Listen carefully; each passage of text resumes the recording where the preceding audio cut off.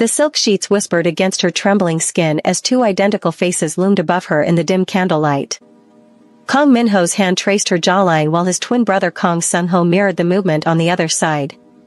"Open your legs," Minho commanded softly, his voice velvet over steel. "We'll make you scream tonight."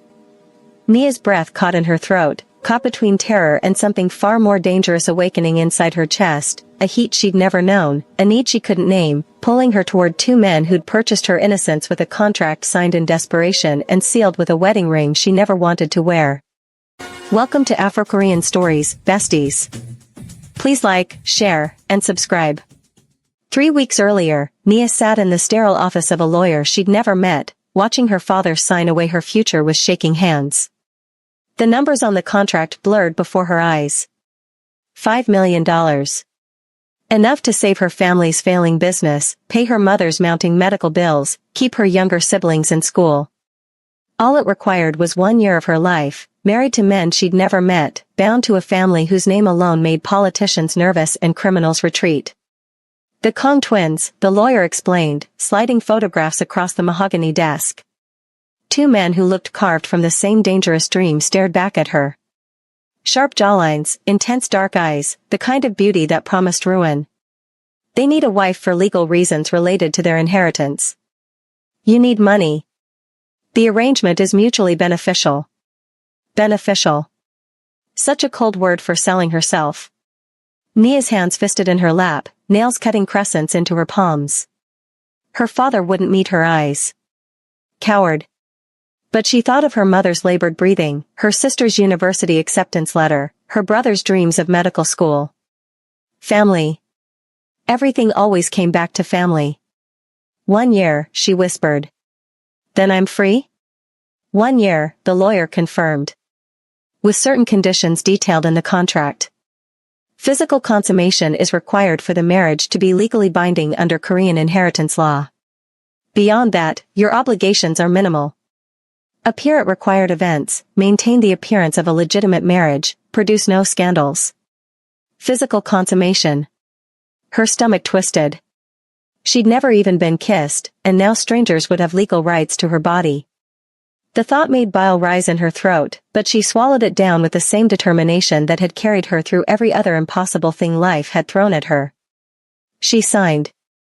The pen felt heavy as lead, each stroke of her name another link in invisible chains. The wedding happened 3 days later in a private ceremony that felt more like a funeral. Nia wore white because that's what brides wore, though she felt like a sacrifice dressed for slaughter. The twins stood at the altar in matching black suits, impossible to tell apart except for the small scar on Minho's left eyebrow. They didn't smile when she walked down the aisle alone. No family came to witness her vows. This wasn't that kind of marriage. Do you, Nia Johnson, take these men to be your lawfully wedded husbands? The officiant's voice echoed in the empty chapel. She wanted to run. Every instinct screamed at her to flee. But she thought of her mother's next treatment cycle, of opportunities her siblings deserved, of the weight of responsibility she'd carried since she was old enough to understand her family was drowning. So she did what she always did. She endured. I do. The reception was held at the twins' estate, a sprawling mansion that spoke of old money and older power. Staff moved through rooms like ghosts, efficient and silent. Nia felt their eyes on her, curious and pitying. The first black woman to marry into the Kang family. The whispers would be vicious, she knew. Gold digger. Opportunist. Whore.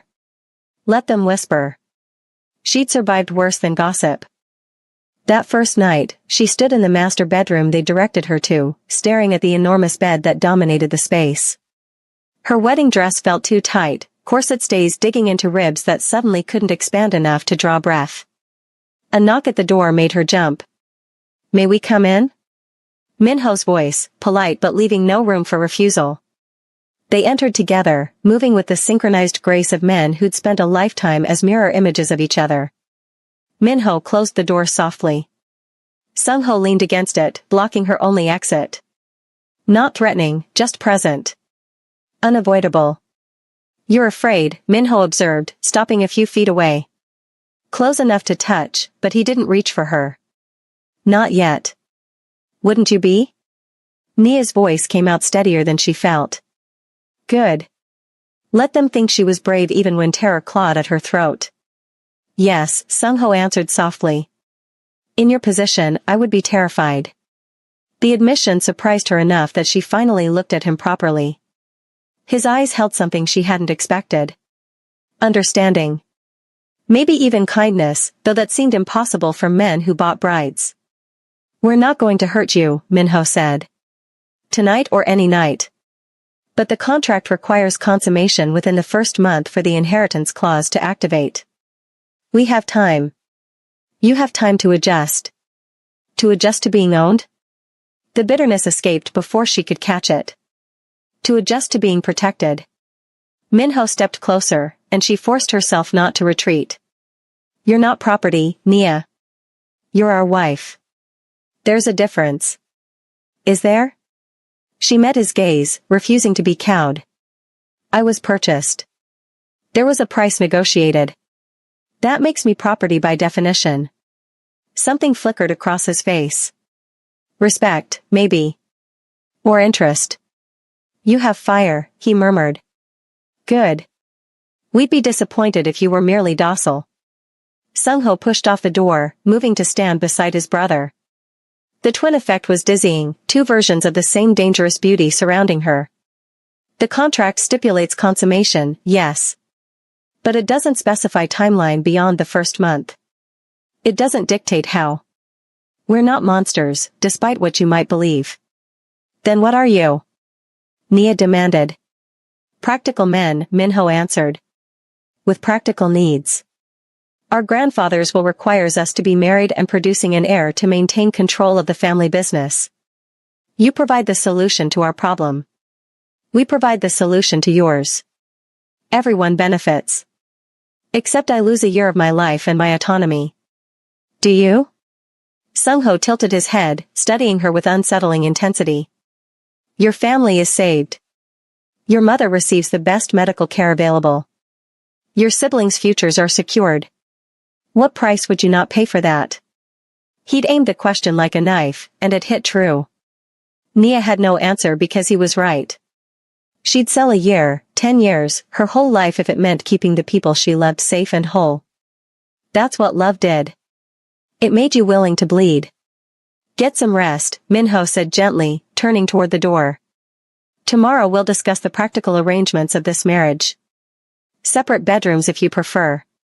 Space when you need it. We're not unreasonable. They left her alone with her thoughts and her fear and the too large bed that whispered promises she didn't want to hear. The next morning, she woke to sunlight streaming through floor-to-ceiling windows and the smell of coffee. She found a note on the bedside table in elegant handwriting. Breakfast in the garden when you're ready. Take your time. Minho. She dressed carefully, armor of expensive clothes they'd provided. Everything fit perfectly, tailored to her curves with a precision that suggested they'd studied her body before she'd ever set foot in their home. The thought should have disturbed her. Instead, it made her skin flush with something uncomfortably close to pleasure. The garden was an oasis of green in the heart of the city, private and serene. Minho sat at a wrought iron table reading a newspaper, looking like something from a magazine spread. Dangerous beauty domesticated by morning light. He glanced up when she approached, and his smile was warm enough to startle her. You slept well, I hope? Well enough for a woman who just sold herself. He didn't flinch at the words. Instead, he set down his paper and gestured to the chair across from him. Sit. Eat. Then we'll talk about the rules of this arrangement. She sat, not because he commanded but because her legs suddenly felt unsteady. A staff member appeared with a plate of food before she could protest, American breakfast foods mixed with Korean dishes, options catering to tastes she'd never expressed. They'd researched her thoroughly. Rule 1, Minho began once she'd taken a few bites. You are free to go anywhere in the house except my office and Sung-Ho's studio. Those spaces are private. Respect that, and we'll respect your privacy in return. I have privacy? Rule 2, he continued as if she hadn't interrupted. You may pursue any activities or hobbies you wish. We have a library, gym, pool. Use them freely. If there's something you want that we don't have, tell us. Rule 3. You will accompany us to necessary social functions. Family dinners, business events, charity galas. At these events, you will play the role of devoted wife. Affection in public is required. But only in public. Nia set down her fork, appetite vanishing. You want me to pretend to love you. We want you to pretend to be happy in this marriage. There's a difference. His eyes held hers, dark and unreadable. Can you do that? For $5 million? I can pretend anything. Good. He leaned back, and she caught the faintest hint of disappointment in his expression before it smoothed away. Rule 4, and this is the most important one. You are under our protection now. That means if anyone threatens you, bothers you, makes you uncomfortable in any way, you tell us immediately. Why would anyone threaten me? Because you're a Kong now. That comes with enemies. His voice went cold, dangerous. There are people who would hurt you to hurt us. We won't allow that. The words should have terrified her. Instead, something warm unfurled in her chest. Protection. When was the last time anyone had protected her? She'd been the protector for so long, she'd forgotten what it felt like to be shielded. And Rule 5, she asked, because there was always another condition. Rule 5 is simple. Don't fall in love with us. He stood, gathering his paper. This is a business arrangement. Feelings complicate things. Keep your heart separate, and the year will pass easily. He left her sitting in the garden, his words echoing in her head. Don't fall in love. As if love was something she could control, something that followed rules and listened to logic. She almost laughed. After everything they'd taken from her, they thought her heart was still hers to give. The following week, they settled into an uneasy routine. She spent her days exploring the massive house, losing herself in the library's extensive collection, swimming laps in the pool until her muscles burned and her mind went quiet. The twins moved through her life like dangerous currents, present but not intrusive. Minho worked from his office, door always closed. Sungho painted in his studio, emerging only for meals. They were polite. Distant. Exactly what she'd expected. Except for the way Minho's hand lingered at the small of her back when they passed in hallways. The way Sungho's eyes tracked her movements when he thought she wasn't looking. Small things. Meaningless things. That made her pulse quicken despite every warning her mind screamed. Friday night brought their first public appearance together, a charity gala for some cause Nia couldn't remember. She stood in front of her closet, staring at the evening gowns that had appeared while she was out, each more stunning than the last. They'd thought of everything. She chose a deep emerald dress that hugged her curves, made her brown skin glow. The twins appeared at her door in matching black tuxedos, and the sight of them stole her breath. Dangerous princes come to collect their prize. You look beautiful, Sungho said softly. Stunning, Minho corrected, offering his arm. Ready? No. She wasn't ready. But she took his arm anyway because that's what she did. She endured. The gala was held in a hotel ballroom that dripped wealth, crystal chandeliers, and designer gowns and the kind of casual displays of money that made her teeth ache.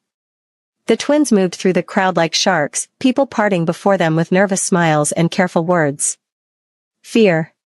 They commanded fear dressed up as respect. Smile, Minho murmured in her ear, his hand warm at her waist. You look like you're facing execution. Isn't that what this is? But she smiled anyway, the expression she'd perfected over years of pretending everything was fine when nothing was. They introduced her as their wife, and she watched curiosity and judgment flash across face after face. The Kong twins had married a curvy black American woman nobody had heard of. The whispers started before they'd made it halfway through the room. Gold digger. Secret baby. Scandal waiting to happen. Let them talk.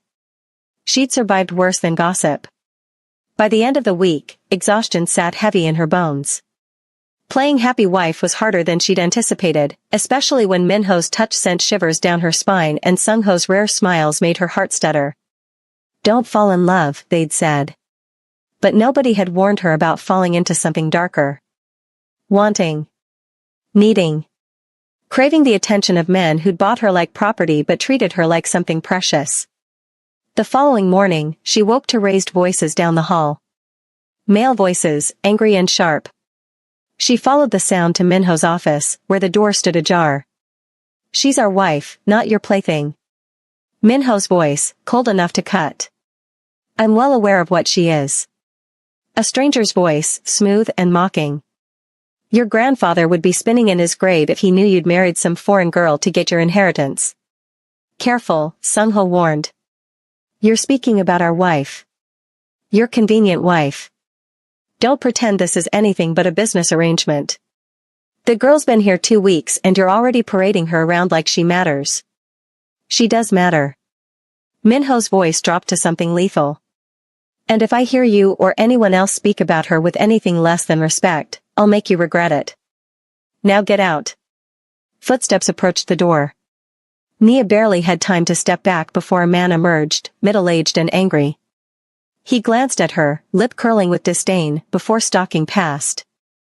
"You heard that." Minho appeared in the doorway, his expression carefully neutral. "I did. And nothing. I knew what I was getting into." She turned to leave, but his hand caught her wrist, gentle but firm. "Nia." She looked back, and something in his eyes made her breath catch. Not pity. Something fiercer. Protective.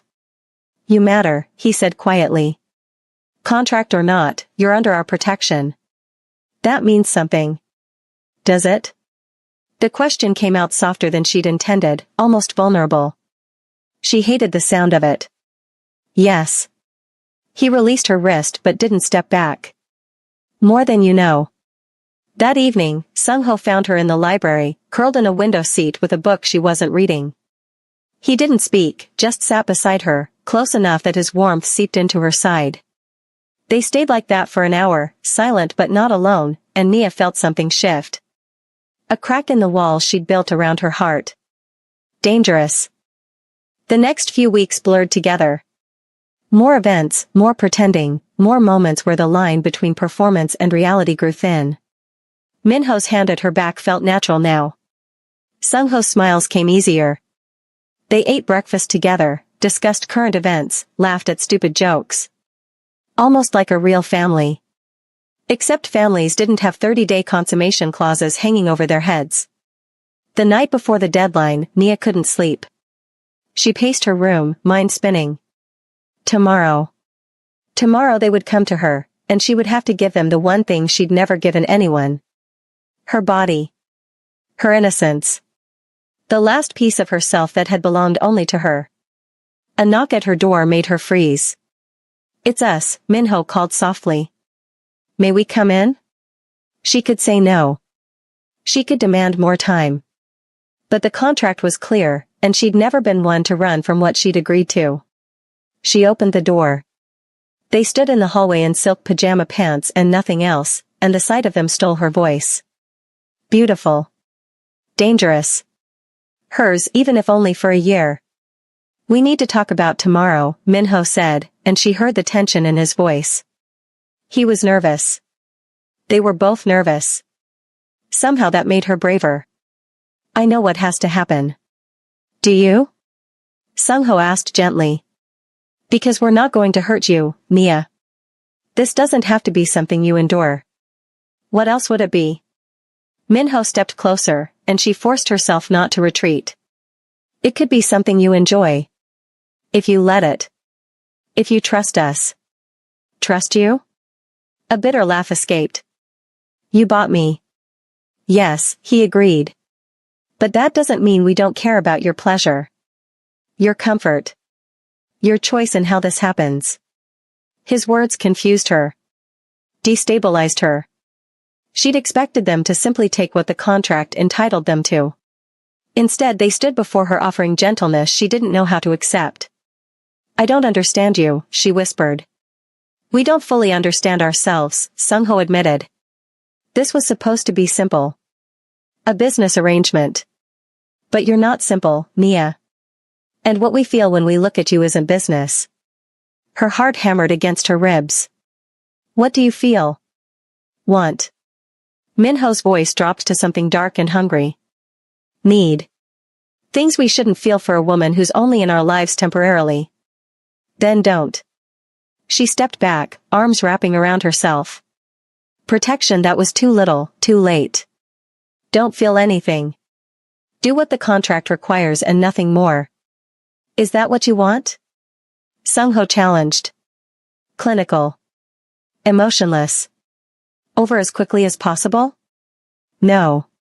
God help her, no. She wanted the heat that built in her stomach when they looked at her. The shivers that raced down her spine when Minho's hand grazed her skin. The ache that grew stronger every day, demanding something she'd never experienced. Pleasure. Connection. The dangerous sweetness of being wanted. But admitting that felt like surrender, and she'd surrendered enough. I want to survive this year with my heart intact, she said instead. You told me not to fall in love. I'm trying to protect myself. And if we don't want to be protected from? Minho moved closer until barely a breath separated them. What if we want to fall? You can't, she said desperately. This isn't real. It's a contract. A business arrangement. It ends in 10 months. Does it? His hand came up to cup her cheek, thumb brushing her bottom lip. Or does it become whatever we choose to make it? Open your legs, Minho commanded softly as they stood in her doorway, and even though she knew what came next, knew what she'd agreed to, fear and anticipation warred in her chest. We'll make you scream tonight. But only with pleasure, Sung-ho added gently, his hand finding hers. Only if you want this too. Did she want this? She searched herself for the answer and found only truth. Yes. God help her, yes. She wanted their hands on her skin, their mouths tasting hers, the oblivion of pleasure she'd never known. Not because a contract demanded it, but because something in her recognized something in them. Hunger meeting hunger. Loneliness finding its cure. Yes, she breathed. I want this. Then let us in, Minho said, and she stepped back, opening the door wider. Opening herself to whatever came next. They entered her room with reverent slowness, like she was something precious instead of purchased. Minho closed the door softly while Sung-ho approached her, his hand reaching out but not touching. Waiting for permission even now. She took his hand, and the simple contact sparked through her like electricity. We go slow, Sung-ho promised. At any point, you say stop, and we stop. This is about you, Nia. Your pleasure. Your choice. Okay, she whispered, and then there were no more words, only sensation as they worshipped her body with a devotion that shattered every expectation and rebuilt her understanding of what intimacy could be. By the time dawn painted the sky pink, Nia lay between them, boneless and changed. The contract's requirement was fulfilled. The marriage was legal. But something else had happened in that room, something the contract hadn't accounted for. Connection. The dangerous beginnings of feeling. Love waiting in the wings like a storm about to break. The following morning, she woke alone in her bed with the memory of their hands on her skin and fear gripping her heart. This wasn't supposed to happen. She wasn't supposed to want more. But God help her, she did. That afternoon, Nia avoided them, staying in her room until hunger forced her out. She found Sung-ho in the kitchen, cooking something that smelled divine, and her stomach betrayed her with a loud growl. He glanced up and smiled, and the gentleness in his expression made her chest ache. Hungry? He asked, as if the night before hadn't happened, as if everything between them hadn't shifted irrevocably. Starving, she admitted, sliding onto a bar stool. He plated food without asking what she wanted, somehow knowing her preferences despite the short time they'd spent together. The domesticity of the moment felt surreal after the intimacy they'd shared. She didn't know how to reconcile the man who'd made her scream with pleasure with the man who now carefully arranged vegetables on her plate. You're thinking too hard, he observed, setting the plate before her. I'm thinking exactly the right amount. She picked up her fork, needing something to do with her hands. Last night was a contract obligation. That's all it was. Was it? He leaned against the counter, studying her with those dark eyes that saw too much. Is that all it was for you? No. God, no. It had been revelation and transformation and everything she'd never known she needed. But admitting that gave him power she couldn't afford to surrender. It doesn't matter what it was, she said instead. We had an agreement. We fulfilled it. Now we move forward. Forward, he repeated slowly. As if we can go back to being strangers who happen to share a house. We were never strangers. We're business partners in a mutually beneficial arrangement. That hasn't changed. Everything has changed. Minho's voice came from the doorway, and she jumped, not having heard him approach. He moved like a predator, silent and deadly. You can pretend otherwise, but we all know the truth. What truth? She challenged, even as her heart raced. That you felt it too. The connection. The rightness. He crossed to her, and she fought the urge to retreat. You're ours now, Nia. Not because of a contract. Because you chose to be. One night doesn't make me yours. Doesn't it? His hand came up to tuck a curl behind her ear, the gesture intimate and possessive. Every time you look at us, I see the same hunger we feel. Every time we're in the same room, the air changes. You can deny it, but your body knows the truth. She stood abruptly, needing distance. This is exactly what I was afraid of. You're confusing sex with something more. It was physical. Nothing more. Then prove it, Sungho said softly. Look me in the eye and tell me you feel nothing. She turned to face him, meeting his gaze with all the bravery she could summon. The lie formed on her tongue. I feel nothing. Simple words. Easy words. The words that would protect her heart. But when she looked into his eyes, soft and warm and full of something that looked dangerously like affection, the lie died unspoken. She couldn't do it. Couldn't pretend when her heart was already halfway to falling. I hate you both, she whispered instead, and fled the kitchen like a coward. She spent the rest of the day hiding in the library, buried in a book she couldn't focus on. Her mind kept replaying the night before, the way they'd touched her, the words they'd whispered, the overwhelming sense of being cherished instead of used. It had felt nothing like she'd expected. Nothing like the clinical transaction she'd prepared herself for. It had felt like coming home. By evening, her phone buzzed with a message from her mother. How are you, sweetheart? We miss you. Come visit soon. Guilt twisted in her stomach. She'd barely spoken to her family since the wedding, too caught up in her own emotional turmoil to think about them. She typed out a response. I'm fine. I'll try to visit this weekend. Another message arrived, this one from her sister. Mom's treatment is going well. The doctors are optimistic. Thank you for making this possible.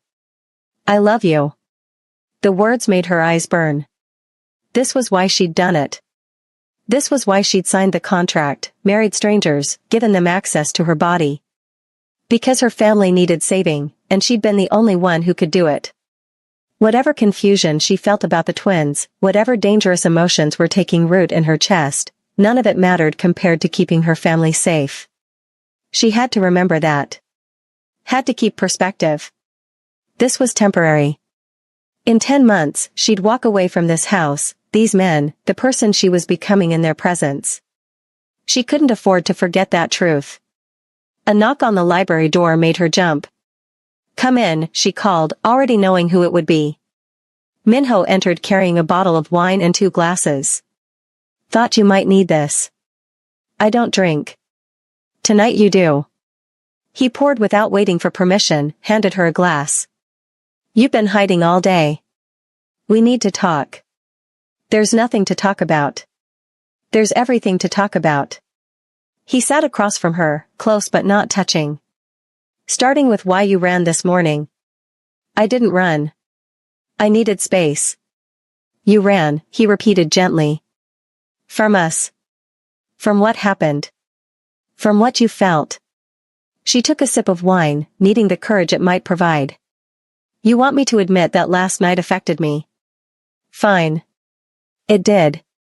You were gentle and thorough and you made me feel things I've never felt. But that doesn't change anything. This is still a contract with an expiration date. What if it doesn't have to be? The question hung in the air between them, heavy with implications she wasn't ready to examine. The contract is clear. 1 year. Then I'm free. Free, he said slowly, tasting the word. Is that what you want? To be free of us? I want to not feel like I'm drowning, she admitted, and the honesty surprised her. I want to not wake up confused about whether you're my husband's or my employer's. I want clarity in a situation that gets more complicated every day. What if complicated is better? He leaned forward, intensity burning in his dark eyes. What if what we're building is worth the confusion? We're not building anything. We're fulfilling contractual obligations. Is that all we did last night? Fulfill obligations? The memory of his hands on her skin, his mouth against hers, the way he'd whispered her name like a prayer, flooded through her. It was sex, Minho. Good sex, but still just physical. You're lying. He set down his wine glass with careful precision. To me and to yourself. But I'll play along if that's what you need. We'll pretend last night was purely contractual. We'll pretend the way Sung-ho looks at you doesn't make your pulse race. We'll pretend I don't see the same hunger in your eyes that I feel in my chest. Thank you, she whispered, even though his words felt like knives. He stood to leave, paused at the door. But Nia? One day soon, you're going to stop pretending. And when you do, we'll be waiting.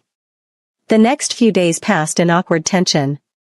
They were polite at meals, distant in passing, careful not to be alone together.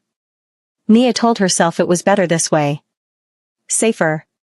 But she couldn't deny the ache in her chest every time Minho's hand didn't reach for hers, every time Sung-ho's smile didn't quite reach his eyes.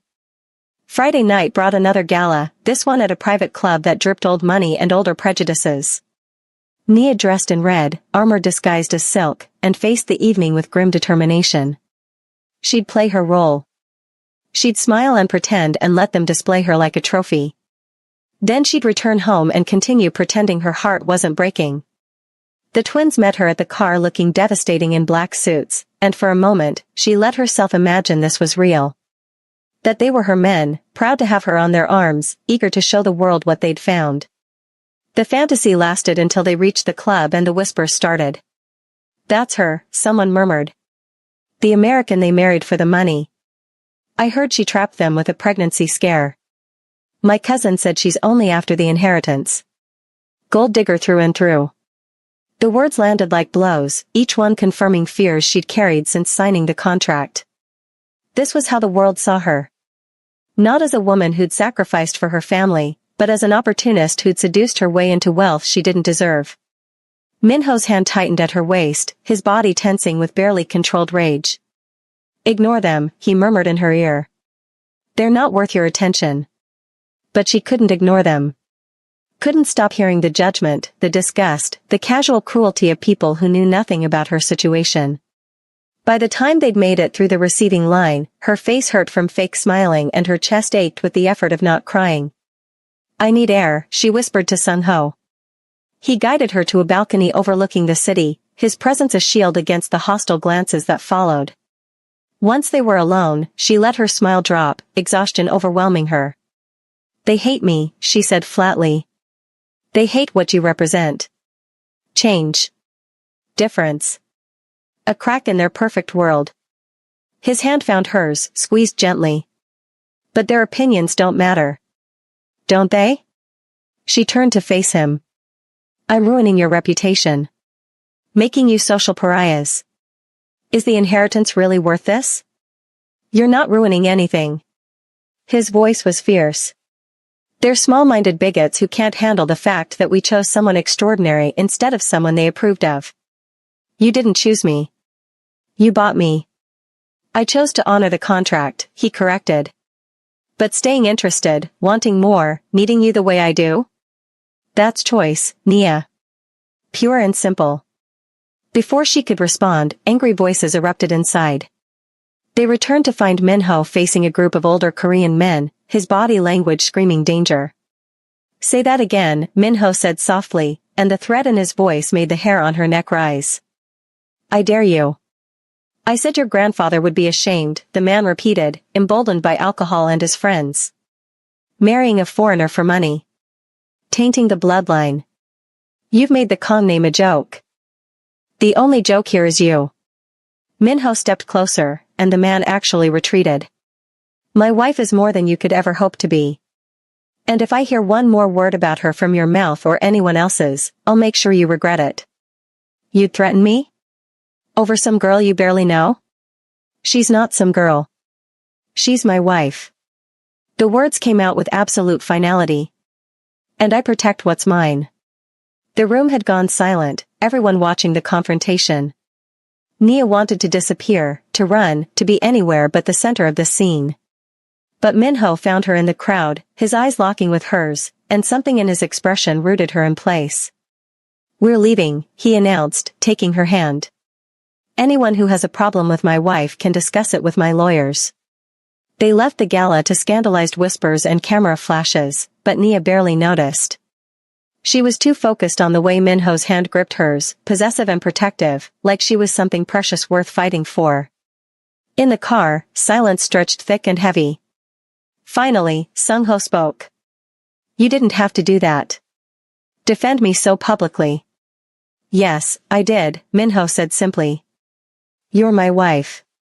That means something. Does it? The question escaped before she could stop it. Or are you just protecting your investment? He turned to her, and the intensity in his eyes stole her breath. If you were just an investment, I would have let them talk. Would have ignored the gossip and focused on business. But you're not an investment, Nia. You're my wife. And I won't tolerate anyone disrespecting what's mine. I'm not yours. The protest was weak, half-hearted, because part of her wanted to be. Wanted to belong to these men who fought for her, protected her, made her feel seen in ways she'd never experienced. Aren't you? Sung-ho challenged. Softly from beside her. Because every time someone threatens you, my first instinct is violence. Every time you smile, I want to be the reason. Every time you're in the same room, I can't focus on anything else. If that's not ownership, what is it? It's called temporary insanity, she shot back, but her voice shook. We barely know each other. I know you take your coffee with too much sugar and not enough cream, Minho said, eyes never leaving hers. I know you read romance novels when you think no one's watching and cry at the endings. I know you call your mother every Tuesday and lie about how happy you are. I know the exact sound you make when you're trying not to cry and the way you bite your lip when you're nervous. Tell me that's not knowing you. The accuracy of his observations shattered something inside her. He'd been watching. Paying attention. Caring in ways she hadn't let herself notice because noticing meant hoping, and hoping was dangerous. That doesn't mean anything, she whispered, but the words lacked conviction. It means everything, Sung-ho corrected.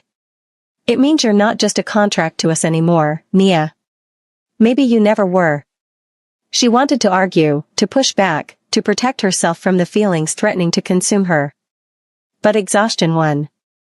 She was so tired of fighting. Tired of pretending. Tired of keeping her heart locked away when it wanted nothing more than to surrender. What do you want from me? The question came out raw, vulnerable. The contract says 1 year. Physical consummation. Public appearances.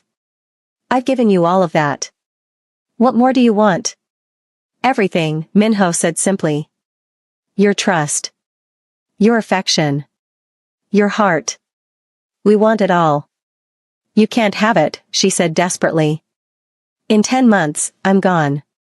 I go back to my life, and you find someone suitable. Someone your family approves of. Someone who fits. What if we don't want someone suitable? Sung-ho's hand found hers in the darkness of the car. What if we just want you? The words hung in the air, heavy with implications that terrified her. She pulled her hand away, wrapping her arms around herself. Protection that came too late. When they arrived home, she fled to her room without a word, locking the door like that could somehow keep her heart safe. She heard them pause outside, heard the unspoken question in their silence, but neither knocked. They gave her space she wasn't sure she wanted. That night, she dreamed of their hands on her skin, their voices in her ear, the overwhelming sensation of being claimed. She woke tangled in sheets, aching with need and confusion and a longing that had nothing to do with the contract.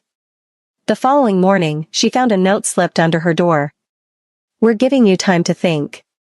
But know this, you're ours in every way that matters. When you're ready to stop running, we'll be here. Minho and Sungho." 3 days passed. They didn't push, didn't crowd, gave her the space she demanded. But she felt their eyes on her, tracking her movements through the house. Felt the weight of words unspoken, desires unmet, a connection growing stronger despite her best efforts to starve it. On the 4th day, her mother called with news that stopped her heart. The cancer was back. Aggressive. The doctors were recommending experimental treatment that insurance wouldn't cover. They needed money. More money. How much? Nia asked through numb lips. 200,000. Maybe more depending on how she responds. Her father's voice cracked. "We'll figure it out. Sell the house if we have to." "No." The word was automatic. "Don't do anything. I'll handle it." She hung up and stared at her phone, mind racing. The contract paid her nothing until the year ended. Every penny had gone to clearing their existing debts. She had no savings, no assets, nothing to leverage except the one thing she'd already sold. Her dignity. She found Minho in his office, working through papers with sharp focus. He looked up when she entered, and his expression softened immediately. "Nia. What's wrong?" "I need money." The words tasted like ash. "More than the contract specifies." He set down his pen with careful precision. "How much?" 200,000. "My mother's cancer is back. She needs treatment." "Done." The word was so simple, so immediate, it took her a moment to process. "Done? Just like that?" "Just like that." He stood, moving around the desk. "Your family's medical expenses are covered under the contract's provisions. This qualifies. The contract says existing debts. This is new. I don't care." He stopped in front of her, and she saw something fierce in his eyes. "Your mother needs treatment, she gets treatment. Money is not an object." "Why?" The question came out broken. "Why would you do this?" "Because you're my wife," he said simply. "And when you hurt, I hurt. That's how this works." Something inside her cracked. The wall she'd built so carefully, the distance she'd maintained so desperately, all of it shattered in the face of his casual generosity. He wasn't doing this for show or for the contract.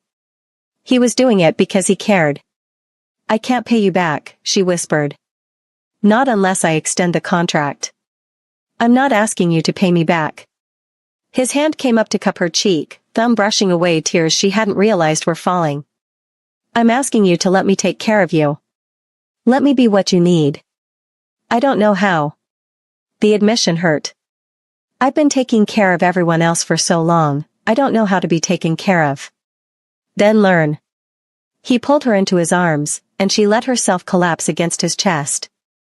Let herself be held. Let herself, for one moment, be weak. "We've got you, Nia. Me and Sungho. We've got you." She cried then, really cried, all the fear and stress and exhaustion of the past weeks pouring out in ugly, gasping sobs. He held her through it, one hand in her hair, murmuring soft words in Korean she didn't understand but felt in her bones. Comfort. Safety. Home. When the storm passed, she pulled back, embarrassed by her breakdown. "I'm sorry." "Don't be." He wiped her face with gentle fingers. "You're allowed to break sometimes. That's what we're here for. To catch you when you fall. The contract doesn't require this. This level of care." "Forget the contract," he said fiercely. "This stopped being about a contract the moment we touched you. The moment we learned your laugh and your fears and the way you take up space in our lives like you've always been here. This is about you and us and what we're building despite every logical reason we shouldn't." "What are we building?" she asked, terrified of the answer. "A life," Sungho's voice came from the doorway. "If you'll let us." She turned to find him watching them with soft eyes, and something in his expression made her heart clench. They looked at her like she mattered. Like she was more than a contract, more than a convenience, more than a mistake they'd made in a moment of necessity. They looked at her like she was loved. "I'm scared," she admitted. "Terrified, actually. Because in 10 months, this ends. And I don't know how I'm supposed to walk away from this. From you." "Then don't," Minho said simply. "Stay. Make this real. Choose us the way we're choosing you." "It's not that simple." "Why not?" Sung-ho moved into the room, completing the triangle. "We're both adults. We're legally married. We're attracted to each other. We enjoy each other's company. Why can't this be real?" "Because real requires love," she said. "And love requires time. And we're running out of both. So we make more time," Minho said. "We extend the contract. We renegotiate terms. Whatever it takes." "You'd want that? To keep me longer?" "We'd want that forever," Sung-ho corrected softly.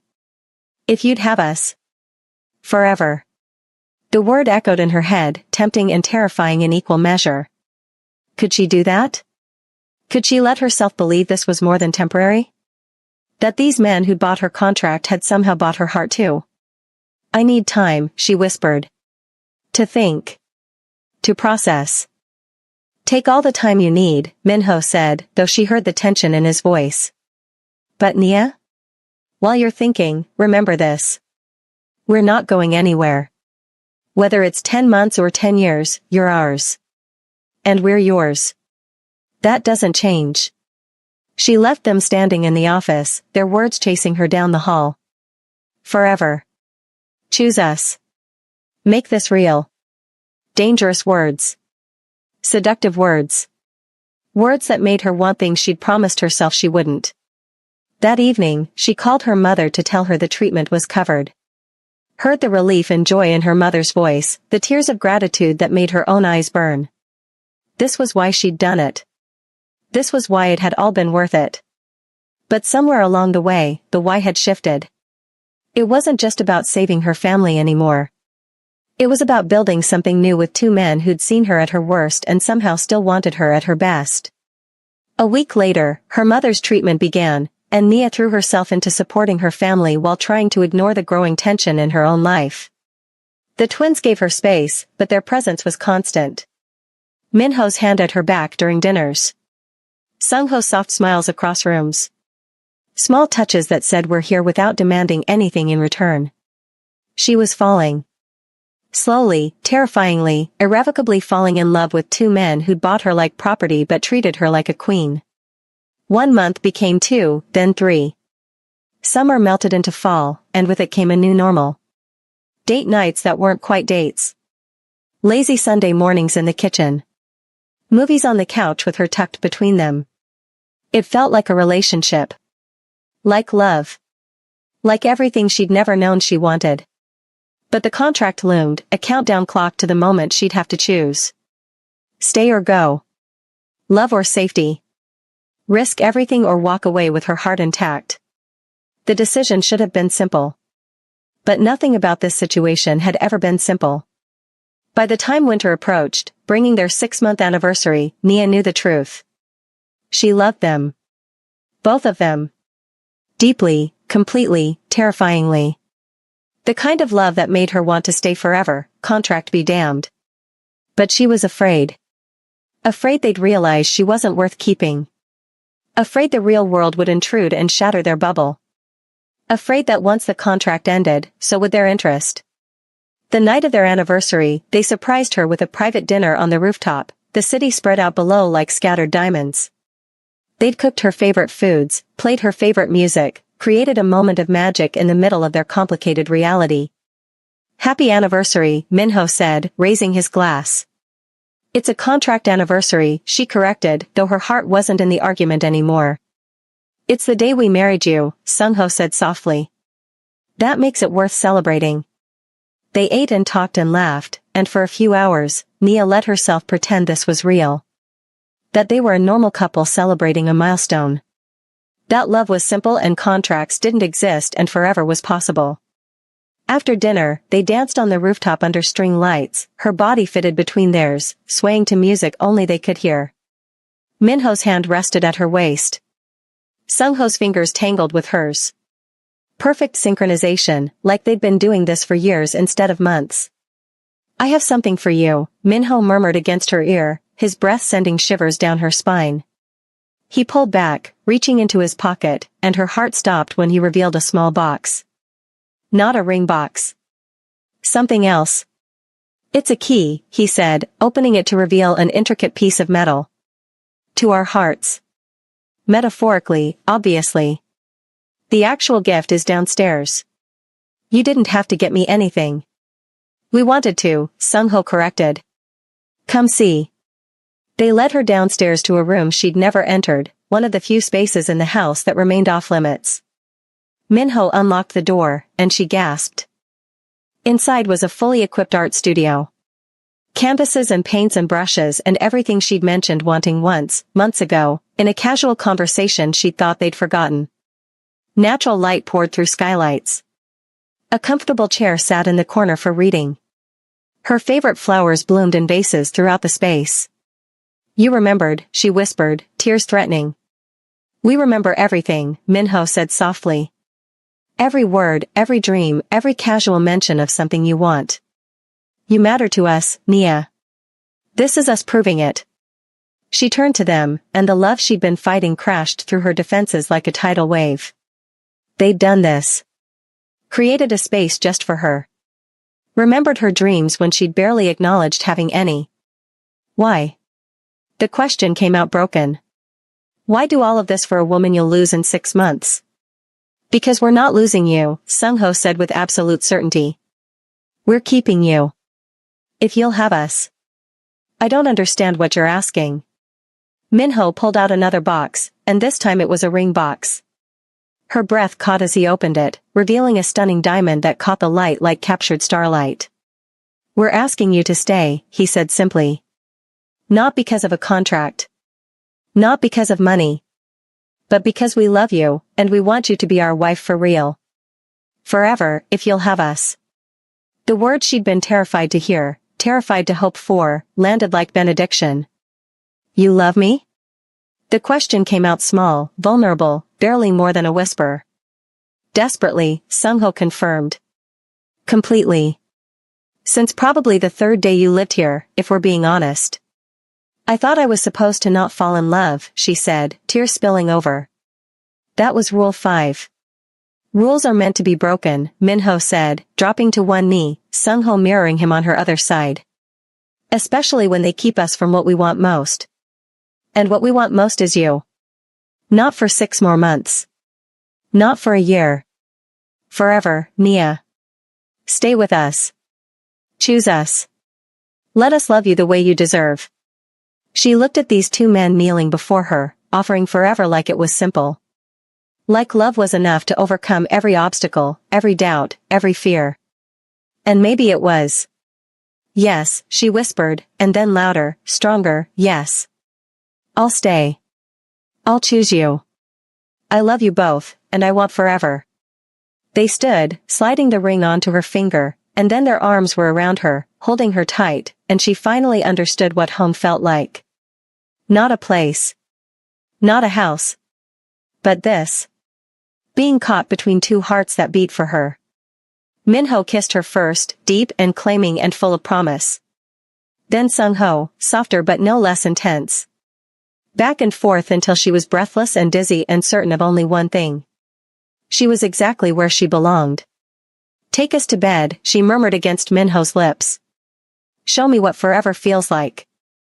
They did, worshipping her body with the same devotion they'd shown that first night, but this time it was different. This time it was love, pure and simple and overwhelming. This time when they whispered her name, it sounded like vows. When they touched her, it felt like coming home. Afterward, lying tangled between them, Nia felt peace settle into her bones. The contract didn't matter anymore. The money, the original arrangement, the fear that had driven her here, none of it mattered. What mattered was this. Them. The family they were building from broken pieces and desperate choices.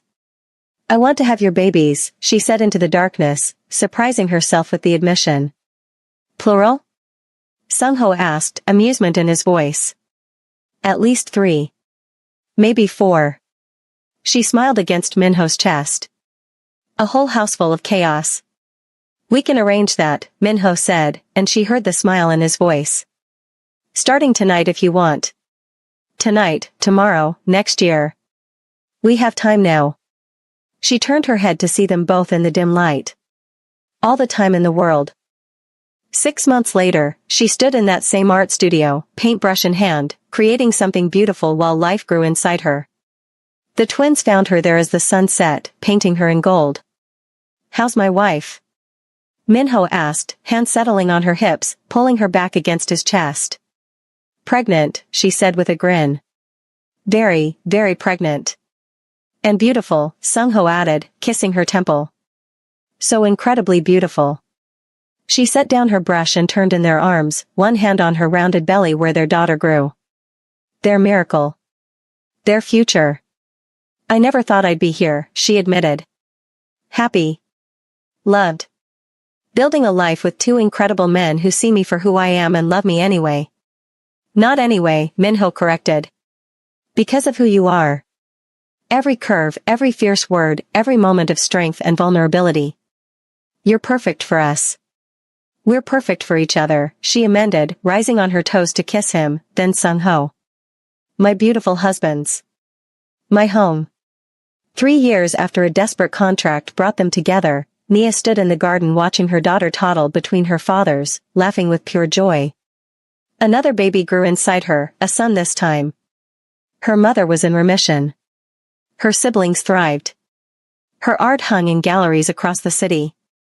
But more than all of that, she had love. Real, deep, forever love with 2 men who'd bought a year of her life and gotten her heart for eternity instead. Sometimes the best things in life come from the darkest places. Sometimes salvation wears an expensive suit and speaks in contracts. Sometimes forever starts with a desperate choice and ends with a love so big it rewrites every rule. Nia had learned that truth the hard way. But as she watched her family, her heart full to bursting, she wouldn't change a single moment. Every tear, every fear, every desperate choice had led her here. Home. Where she belonged. Where she'd always belonged. In the arms of 2 men who'd seen her struggling and offered her the world. Who'd bought her contract but won her heart. Who turned a business arrangement into the greatest love story she'd never known she needed. And when Minho pulled her into his arms while Sung-ho swept up their daughter, pressing kisses to both their faces while their daughter giggled and love poured through every moment, Nia knew the truth.